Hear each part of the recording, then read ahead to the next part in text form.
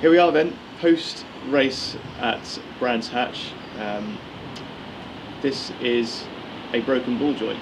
Well, actually the ball joint itself is fine, but it's got no nut on top of it.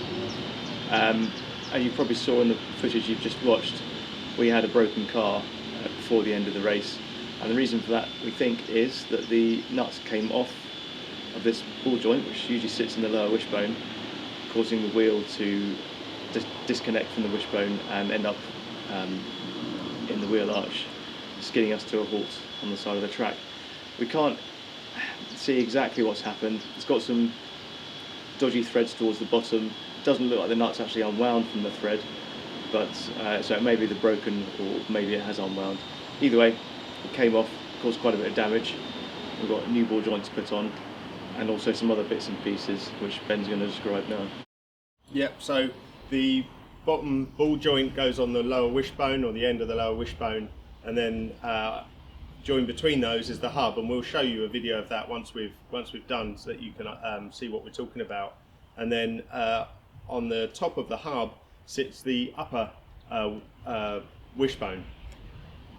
So what's happened is the suspension's come off the ball joint, and then it's forced the upper wishbone to bend in a position it didn't want to bend to, and that's how it looks, which has moved the wheel up and out, which is why it looks in a very strange shape, and damaged the rear clam. And so we've had to buy a new upper wishbone with a ball joint in place and the bushes in place, all sent from Elise Parts. Thank you very much, in a really quick turnaround, because we're hoping to get this done.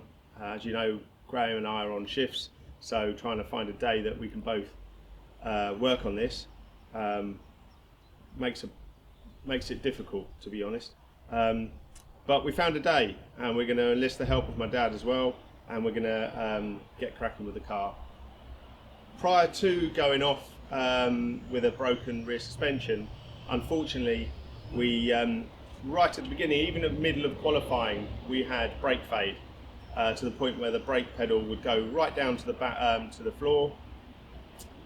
We'd have to pump the brakes, which you'll see in the footage.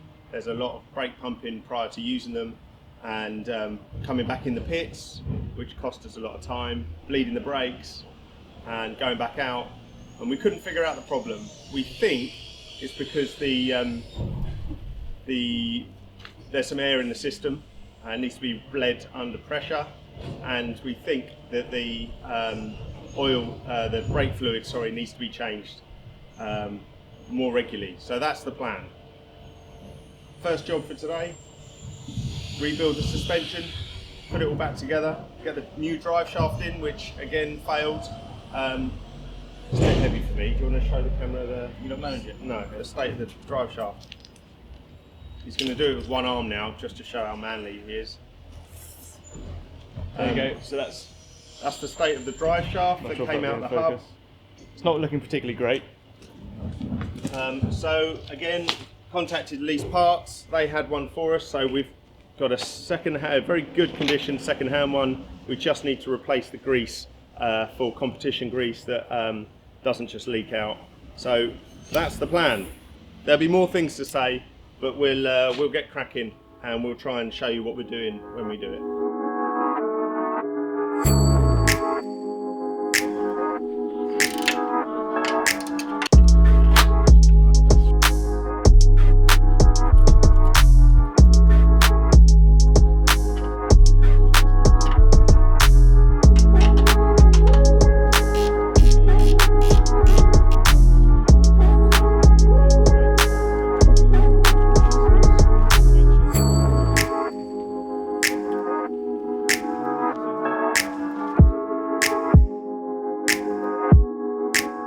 Off the back of Brands Hatch, we have spoken about the trouble we had, but on the big positive, with the gearbox being changed for the lower ratio, the setup that we had at the geometry bay, which you saw, we were 2 seconds straight out, 2 seconds quicker, even with the failing ball joint and the rubbish brakes.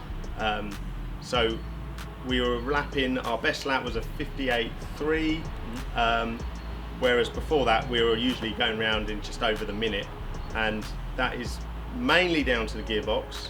Having reviewed old footage and new footage, you can tell the difference. You're in a much higher rev range at certain corners, and setup was fantastic. So we hope if we put all this back together and we get the car true and sound, and the get back on the geometry bay to make sure it's all straight, we hope that our next race will be more reliable.